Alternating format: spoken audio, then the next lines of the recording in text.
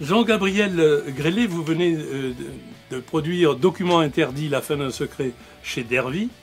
Et je voudrais savoir, dans votre carrière, vous avez été pilote de chasse français chez les Américains, vous avez été commandant de bord dans l'aviation civile chez Air France, et vous êtes également franc-maçon de la Grande Loge de France. Comment en arriver à cette passion pour s'interroger sur « Sommes-nous seuls dans l'univers » ? À deux reprises, des engins qui m'ont dépassé pendant que j'étais aux commandes d'un avion d'Air France, et déjà, j'ai estimé que ça faisait partie de ma profession d'essayer de savoir ce qui interférait avec les lignes aériennes civiles. Alors j'aimerais que vous nous parliez un petit peu de l'association 3AF qui s'occupe plus spécialement de tout ce qui est questionnement sur les ovnis. Alors je tiens à préciser que la 3AF ne s'intéresse pas particulièrement aux ovnis, simplement qu'elle a créé une commission en son sein, une commission qui a été présentée à la presse spécialisée le 1er octobre 2008 et qui fonctionne depuis, qui s'appelle la commission Sigma actuellement, et qui s'intéresse en effet à ce sujet. Pour le reste, la 3AF est probablement la plus impressionnante société savante européenne, au moins.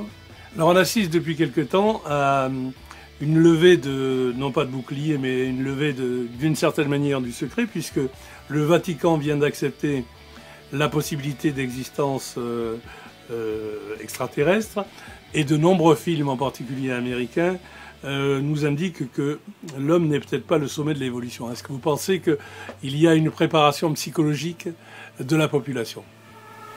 Il y a en effet une préparation psychologique qui est probablement en France très légère.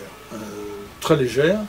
Par contre, il y a une préparation qu'on pourrait appeler légale, qui a été décidée en 1974 par Gerald Ford, président des États-Unis, intéressé par le sujet, qui avait fait des pieds et des mains pour obtenir des informations supplémentaires de la part de l'US Air Force quand il était dans la minorité au Sénat et qui n'avait rien pu obtenir.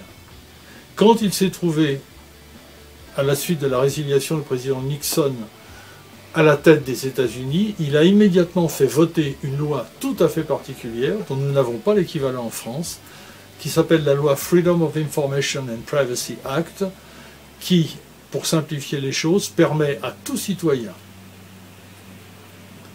de demander à n'importe quelle partie de l'administration, et en particulier au département de la Défense, la déclassification de n'importe quel document, soit-il classé très secret, à charge pour l'administration de prouver que la déclassification mettrait en danger des projets qu'elle a.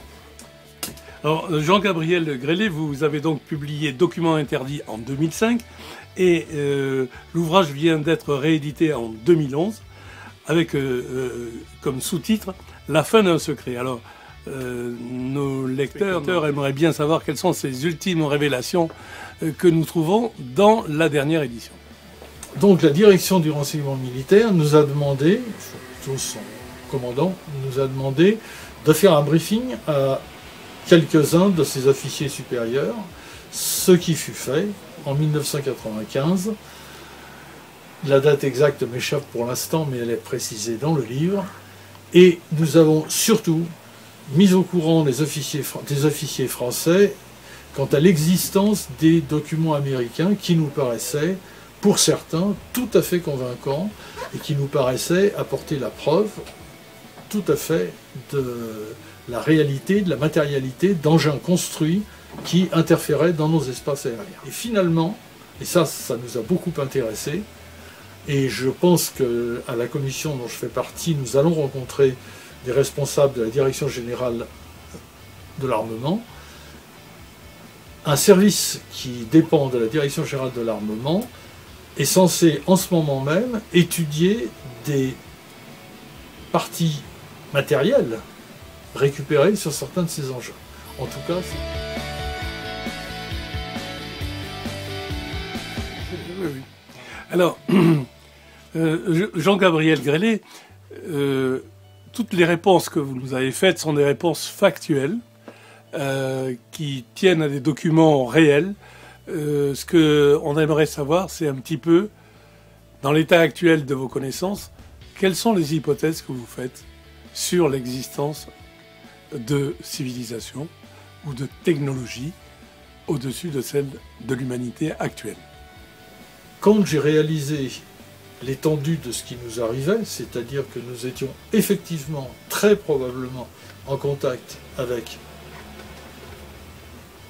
des groupes non humains qui nous observaient, la première chose qui m'est passée par ici, quelle opinion doivent-ils avoir de nous? Nous sommes habitués aux horreurs que l'humanité a commises depuis qu'elle existe, en tout cas depuis que l'histoire les rapporte. Nous savons en ce moment même les horreurs que des êtres humains qui se croient civilisés sont capables d'infliger à d'autres, des horreurs, des souffrances, des assassinats. Nous sommes obligés, je pense, en tout cas ça a été ma réaction personnelle, d'avoir une très très grande modestie et de nous questionner nous-mêmes. Et je pense que dans ce domaine, nous retombons tout à fait dans « connais-toi toi-même », Gnotis Eoton. C'est l'ensemble du sujet auquel nous sommes confrontés actuellement. Il me semble que la première chose à faire, c'est de nous regarder nous-mêmes avec lucidité, froidement, comme nous pouvons imaginer que nos visiteurs le font.